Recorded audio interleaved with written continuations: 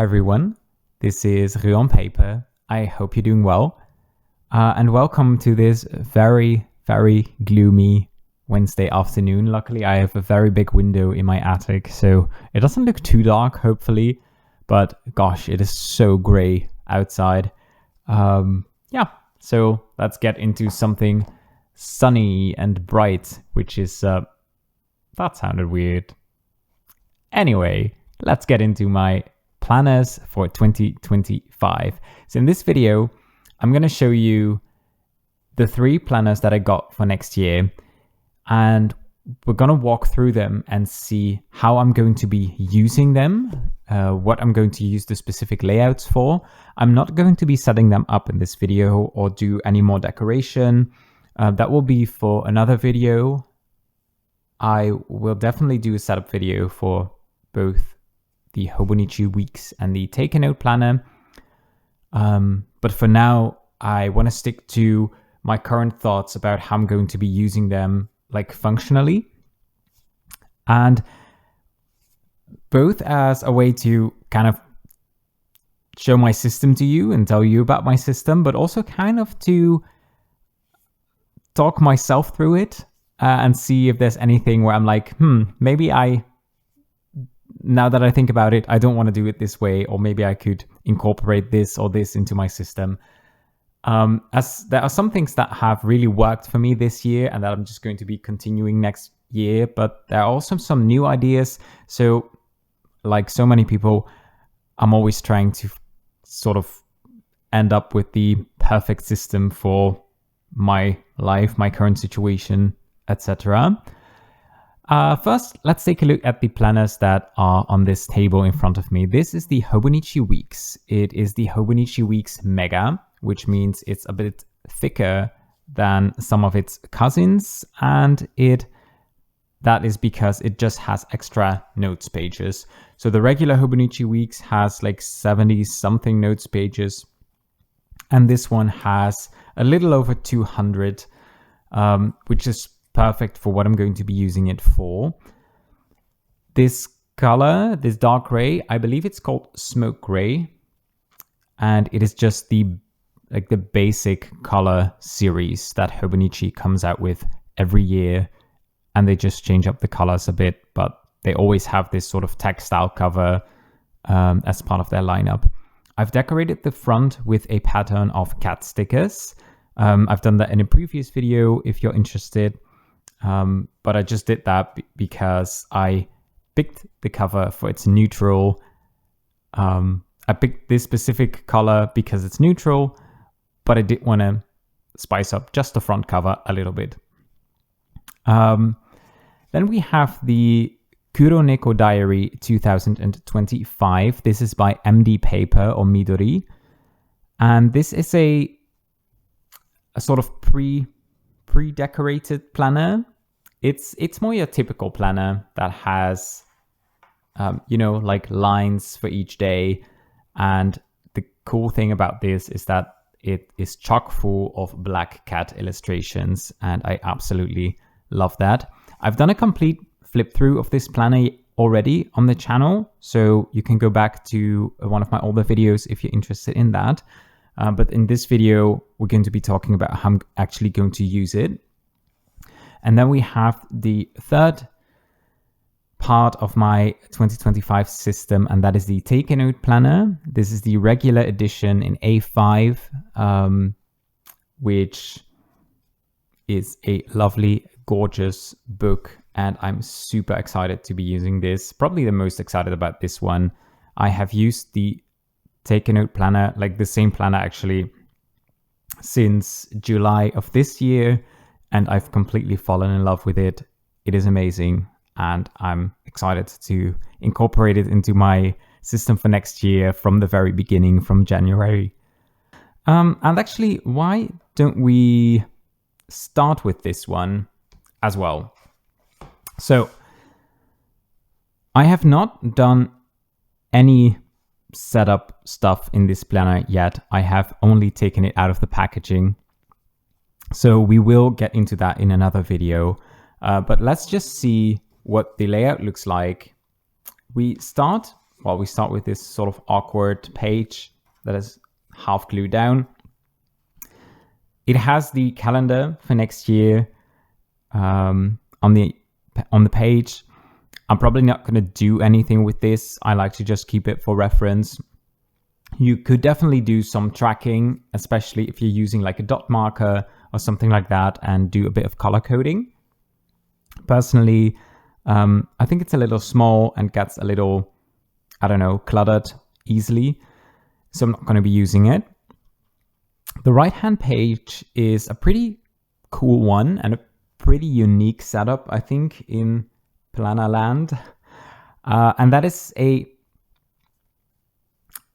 sort of a tracker for the entire year for all of the months on one page. So what you have is every month, then you have all of the days of the month with their respective like a weekday. And then you have 2 boxes. So for every day you have 2 boxes. You are obviously free to use it however you want. I think it's a pretty versatile setup. You can use it for tracking. You can use it for something color-coded. This year, I didn't really know what I wanted to use it for, so I just did something like fun and not very serious. And I colored in the boxes with the ink, the fountain pen ink that I used to write my journal entry for that day. So it's just going to be a very colorful mess at the end of the year that is a nice overview of the colors that I used.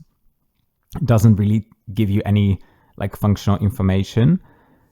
I think for next year, I want to use this as a sort of challenge tracker. So I've been habit tracking for ages, and the thing that I always have with habit tracking is that maybe I shouldn't call them habits, because there are a lot of things that I track that I do not really need to do every single day. For example, I track, did I play the piano or did I read a book? But those aren't really things that I want to force myself to do every day. I just find it, one, insightful to see when I was really into reading or when I was really into playing the piano, but also to sort of have that reminder every day when I fill in the tracker, like, oh yeah, maybe I should do a bit of playing the piano today.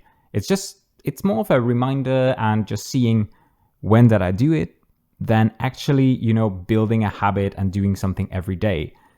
I think for this page, I want to focus on things that I do really want to do every day for that specific month. I'm not going to be doing one thing for every day of the year. I think that's a little too intimidating, but I think I can manage a month. Obviously, you have 2 rows of boxes. I don't think I'm going to be doing 2 challenges, so I'm still considering, like, am I just going to use both boxes? Am I going to use only one row, leave the other one blank? Or am I going to use the other row for something else? I could still use that for tracking the color with which I did my journaling that day if I want to. Still need to decide on that. But one example would be, let's say I want to do a no spend challenge in January. I can just like color in the boxes where I didn't spend any money on, for example, stationery, which is like my big like weakness, my temptation. So that could be a challenge for the month, for example. Or maybe I want to doodle something every day, just a little doodle to get myself into drawing. Just an example. I think that this page would be a really useful layout to do that with. And I hope that it can help me motivate myself to stick to specific challenges.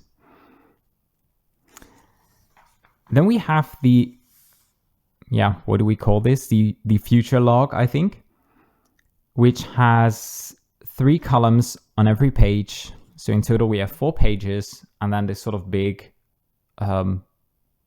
area at the bottom of the page. What I use this for this year, and what I'm probably going to be using this for next year as well, is for habit tracking. So this year, I don't have my planner of this year within reach, but I decorated like just a little bit on the bottom. Then I wrote the habits vertically that I wanted to track, and then I just crossed them off for every day. So in total you have, let's see, I think it's 10 or 11. 1, 2, 3, 4, 5, 6, 7, 8, 9, 10, 11 boxes. Basically you could track 11 things.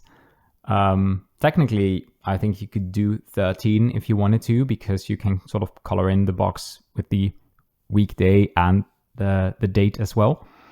I'm probably not going to be tracking 11 things every single month. I think that is a bit too much. I've done 10 this year, I've done 11, I've done 9, I've done 8, just sort of depending on how many things I wanted to track. Some things are there for the entire year, for example, playing the piano. Some things aren't. For example, spending time in the garden is something that is really important for me. Like at the end of spring, during summer, the beginning of autumn, when there's just a lot to do in the garden and weeds and stuff like that can get really overwhelming very easily. But in the winter, I don't really have to do anything in the garden except for maybe a couple of maintenance things. So I don't really need to track that for each day, but then I might track something else. So this is just going to be a tracker for the things I think are important to track for me during that month. And I'm not going to be setting this up for the entire year ahead. I'm going to be setting up the habits that I want to track in January. And at the end of January, I will reflect on those and see if there's something I want to add for February, if there's something I'm going to not be tracking that I did track in the current month, etc. Then we have the monthly calendar, and I have been really happy with how I've been using this for this year as well. So what I'm going to be tracking, what I'm going to be doing on this page is 3 things. I'm going to be tracking, well, actually 4. I'm going to track my mood by coloring in the box in a specific color. So for example, I use a sort of orange-red color for a day where I felt anxious or stressed. I use yellow for days where I feel productive or energized. And I have a couple more colors that just suit my various moods that I find interesting to track. Then on top of that, I'm going to write a very, very small comment on why I felt that way, what happened, what was I thinking, etc. For example, I might be stressed because there's a deadline. I might be very tired because I didn't sleep well, or because I've just had too much on my plate. I just find that just the color doesn't give me enough information to actually reflect on it. And just that combination of what kind of mood was I in and what influenced that mood, I think that's really interesting to track and to learn more about myself, about how I apparently function or don't function sometimes. Then I'm also going to be tracking my sleep hours. I draw in a little graph in the left-hand columns, a little graph for each corresponding week. So for example, here I would draw in a graph where I track my sleep for Wednesday, the 1st of January, up until Sunday, the 5th.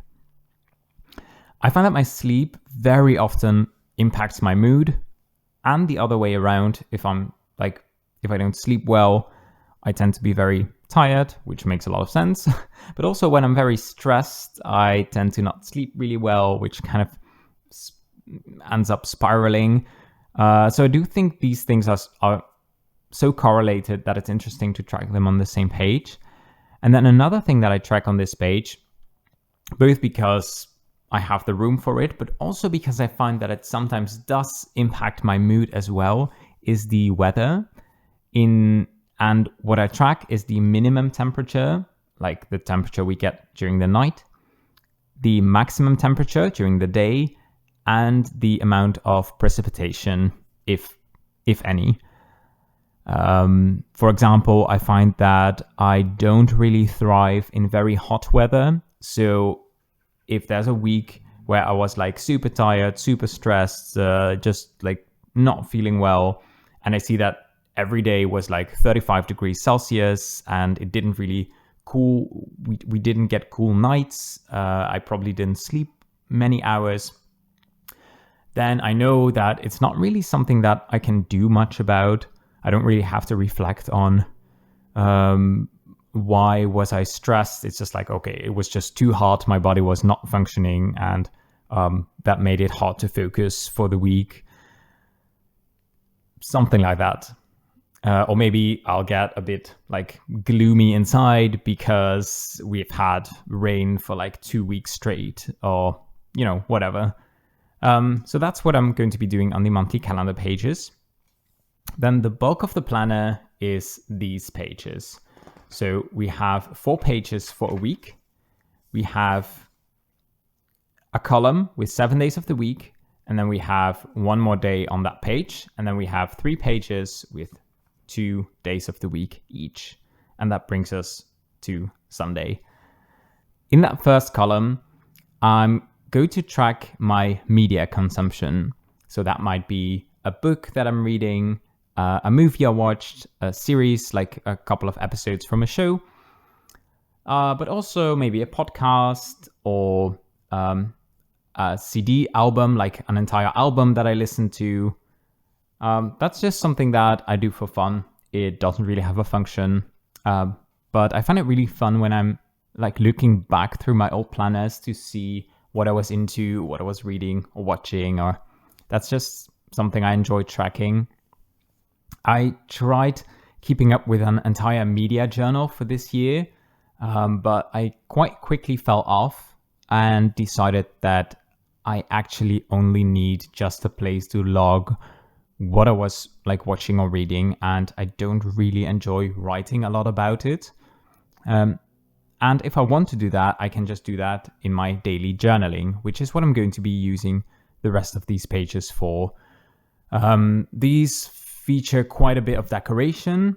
I find that with an A5 planner and half a page a day, I still have plenty of room to put down stickers. I write my handwriting is very small, so I always end up with a lot of room for decoration, which is nice. I think I like the combination of both writing and putting down stickers, washi tape, etc.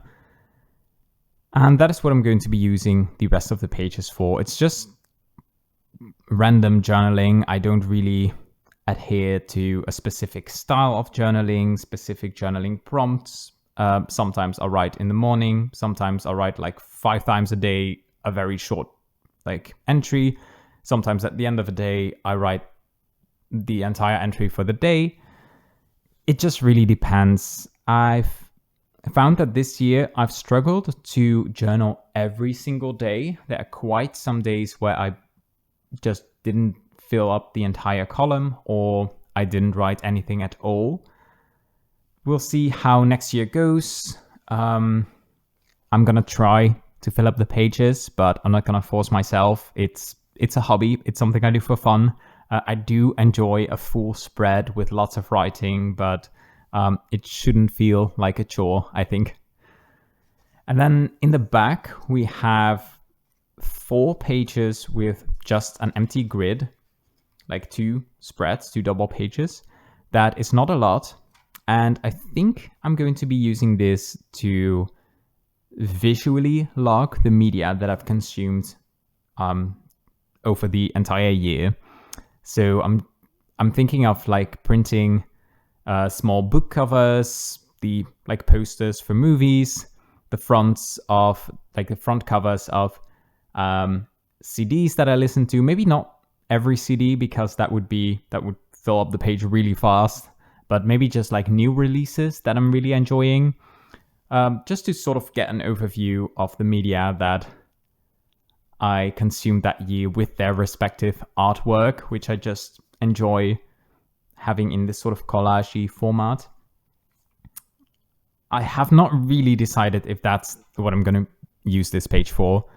I haven't done anything on these pages for this year, which, I mean, it doesn't really matter. It's just 4 pages, but I think it would be fun to do something with them. I could also just fill them with photos at the end of the year, just my favorite photos of the year. I'm not sure yet. So yeah, that is the Take a Note planner. So this is basically, if I have to sum up the way that I'm going to use it, this is where I do my journaling and my tracking. Now, a very important part of planning is also the actual planner where I plan things. And that is what I'm going to be using the hobonichi weeks for. So my journaling, my thoughts, my tracking, that goes into the Take a Note, and my planning and actually keeping track of what needs to be done, that goes in here. So opening up the planner, we get again to the yearly calendar that I'm not going to do anything with. It's even smaller than in the Take a Note planner, and I don't really think this is a functional page. Then we have the calendax, or like the future log, which in the hobonichi weeks puts all 12 of the months on 2 pages, which results in very small boxes. So I think what I'm going to do here is track my running.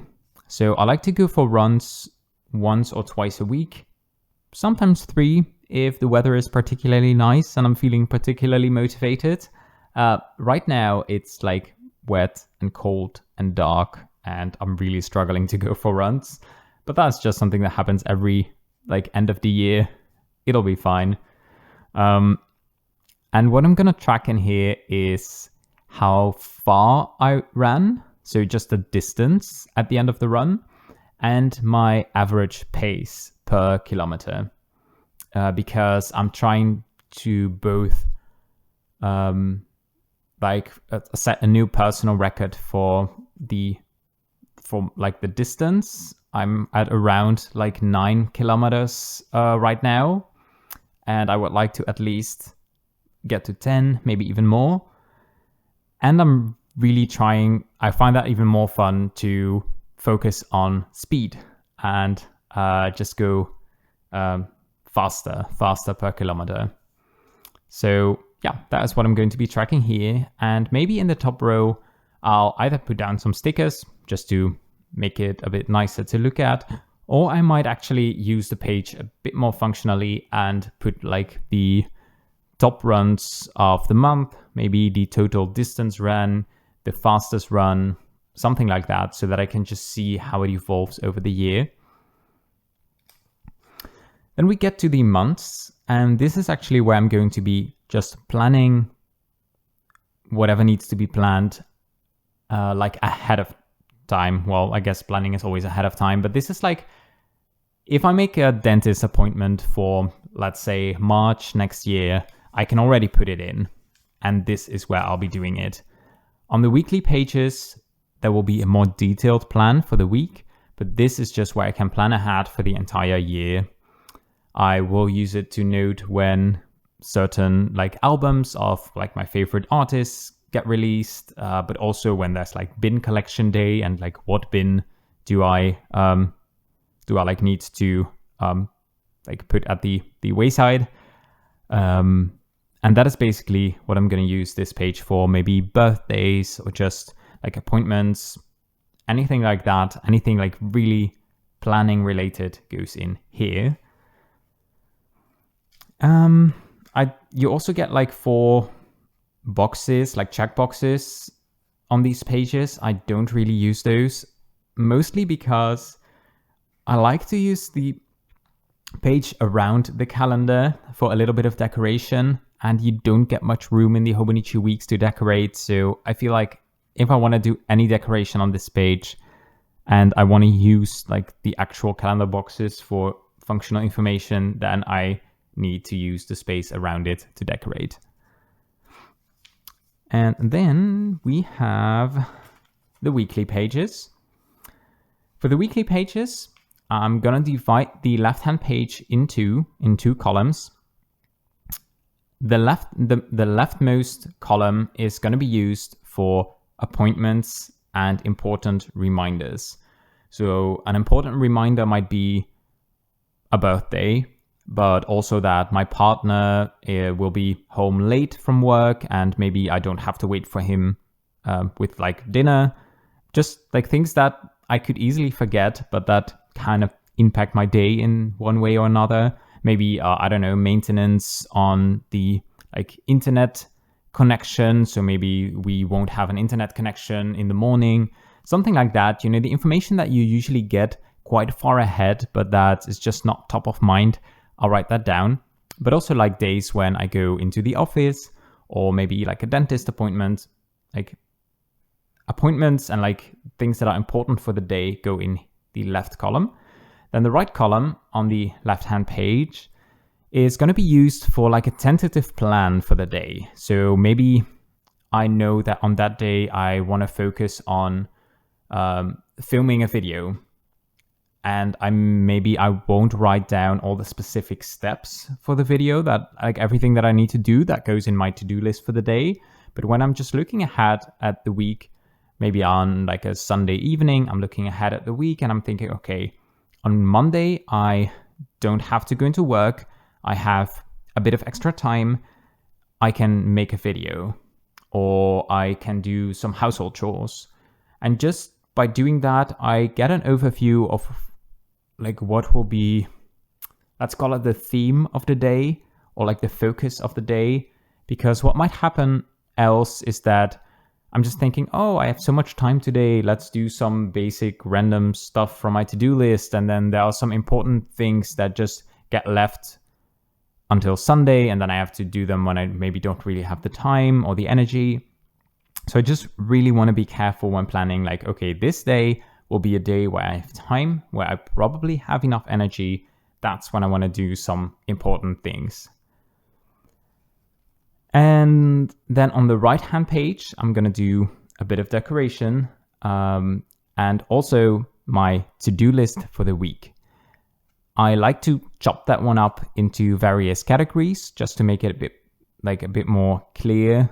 So things that I want to do in and around the house, like household chores, garden stuff, like project stuff. Like I always have a couple of projects going on that like can be literally anything, like from reorganizing a bookshelf to, I don't know,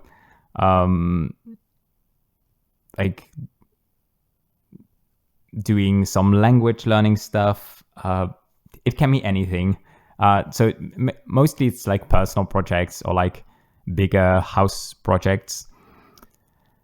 But also like things that I want to do for Rue on Paper, for my YouTube channel. So that all goes on this page, and it's not linked to a specific day. It's just like what I would like to have finished at the end of the week. Sometimes it's like things that do kind of have a deadline, but sometimes it's also not, and it can be quite easily like put off until next week. But I do try to be a bit realistic and just not just blindly write down anything that comes up, but really like take a moment to reflect on how much time do I have and what do I want to do with that time. And then we have the notes pages in the back. And this is just where I'm going to be doing my to-do list for the day. So in the morning, I will open up this planner. I will take a look at my weekly view, like here. I'll see like, okay, do I have appointments today? Is there anything specific I want to focus on? Okay, maybe I don't have appointments and I have a couple of things I want to focus on. How much time will I have left? Okay, what things do I want to do from my to-do list? Is there anything else that comes to mind? And then I write all of that down here. And that is just the thing that I keep open on my desk for the entire day. And I just check things off as I go. There's a couple of extra pages in the back, like the My 100 page and just some information pages. I'm probably not going to use them. I've never really used them successfully, so at this point I just kind of ignore them. What I may do is use the notes pages like from the back and then like working towards the front for like random collections. So maybe I want to make a list of all the things I want to do over the Christmas holidays. Just like for fun. Like maybe it's some chores that I want to do before the end of the year, but also just like what movies do I want to watch, what board games do I want to play with like my partner or my family, and just anything. Those random collections can go into the back. I probably have more than enough pages for my to-do lists, so I can just use the back couple of pages for other stuff. And then we go into the last planner, which is kind of my experiment for next year. I am making no promises to myself on whether this will be successful, whether it has to be successful. It's just a planner that I bought because I thought it looked very cute. And I've been wanting to try keeping a language planner. I love studying languages. I actually did my major in university in Italian. And I have always really, really enjoyed studying languages. I'm currently studying Japanese, going very, very slowly. But I also really want to brush up my Italian because passively reading, listening, it's quite good. But whenever I have to sustain a conversation, it's getting quite rusty because I don't use it on a daily basis. The same goes for my Spanish. For example, for English, my English is not bad. I think. However, there are often things, for example, certain expressions that are new to me that I want to write down and that I want to remember, and I want to make an active effort to learn some grammar points in English that always get me confused or that maybe I often make mistakes in. So yeah, for every language, no matter how much of a beginner I am in that language or whether I can speak it quite fluently, you can always learn more, even about your native language. And that is just something that will fascinate me until my death, probably. I'm already looking forward to having more time to study whenever I retire. And that will be that's 40 years from now. But I'm already looking forward to it. So yeah, this is going to be my language planner. And basically, its most important function is going to be to help me get motivated when maybe I'm a little tired after work.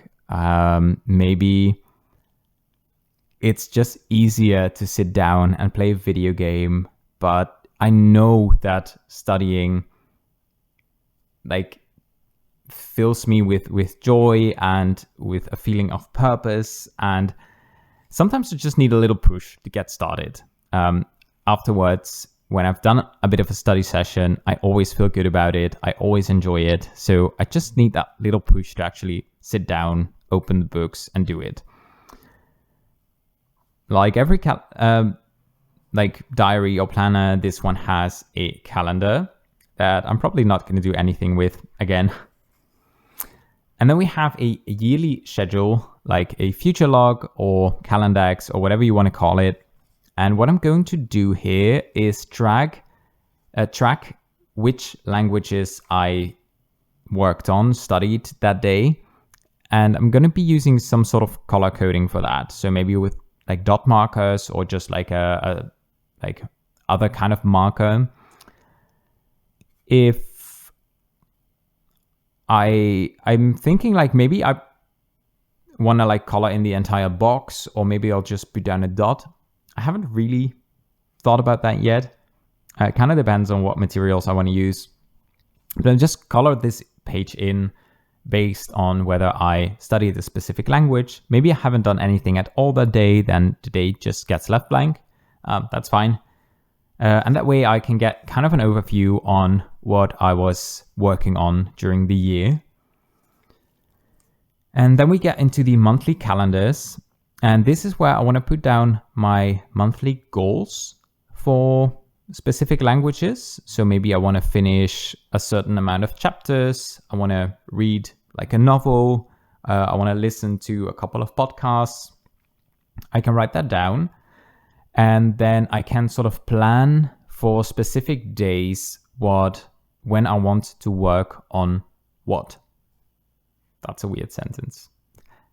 Anyway, I know that there will be days, like if I'm visiting family, I'm probably not going to be studying, or maybe I will if I'm going by train and I have some extra time. But like, studying is not really something that I'm going to be doing daily. Maybe something very small, like, I don't know, Duolingo or another language app that, requires very little time. But I do really enjoy sitting down with a book and just a big chunk of time where I can really get absorbed into the materials. And this is where I'll plan when those moments can be, just depending on whatever else I have going on. So maybe I know that, okay, on Thursday, the 2nd of January, I want to do 2 chapters of my Japanese book. Something like that. This is kind of be the planning stage. And then on the weekly overview, which is like the rest of the planner, I'm going to log specifically all of the things that I did for the languages that I'm studying. So for example, I did a chapter from a textbook. I listened to one episode of a podcast. I reviewed some vocabulary, and I read half newspaper article, whatever I did. Mostly because I found that like filling a list with things that I've already done helps me motivate to do more. I don't know if that makes sense, but a lot of times my to-do list is not necessarily made ahead of time, which would actually make it a to-do list, but is made as I'm doing things, which kind of makes it so it's sometimes called an anti-to-do list, like the things I didn't plan to do, but I still did them. Or like a done list, just the things that I did. And I found that just logging that and, building that list and seeing like, oh, I did so many things, that kind of motivates me to do more. So that is just what I'm going to be starting out with.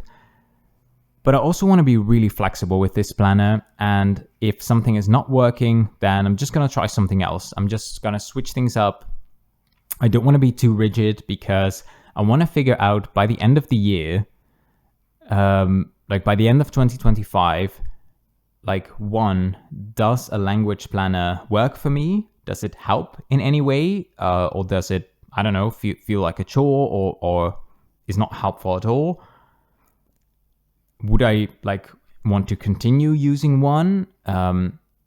What layouts work for me? Like, how do I want to use it? It's really my experiment for the year. In the back, we have a couple more pages. We have 20 blank pages. I'm probably going to be using these to break down my specific language resources. For example, if a textbook has 25 chapters, I might write down those 25 chapters so that I can check them off and keep track of where I am in those resources. I always find that very helpful. And then we have a gift list. I'm probably not going to use that. But then we also have these sort of monthly, they're called memories. I think I want to use these for achievements, or maybe like a very short synopsis of the month. Was it a good month for studying, or maybe it wasn't, or just quickly summarizing what I'm proud of for that month, like what did I achieve, something like that, just to use this page. It's not something I would miss if the layout wasn't here already, but I do think that it would be fun to fill this out. And with that, we have come to the end of this video, I think. So we have the language planner, we have the planner, the core of the planning part of the system. And then we have the tracker and journal planner. Well, it is a planner, but I'm not really using it for planning. So what does that make it? A book? A journal? It's the journal. Wow, I'm getting tired. I hope you enjoyed this video. I hope you enjoyed like learning a bit more about my system for next year. I'm really looking forward to set these planners up with you. For the left-hand planner, the language planner, I'm probably not really going to add any decoration or setting up to this. It's already like, it's pre-filled with enough stuff that I feel like I'm only going to make it messy if I add anything more than just like writing and simple color coding. So I'm probably not going to do anything special with this. I am going to set up the Hobonichi weeks and the take a note planners probably on camera, but I just have to see like when I get around to doing that. But I'm definitely excited to do it. There have been so many planner setup videos around that I'm really like starting to itch to get into these.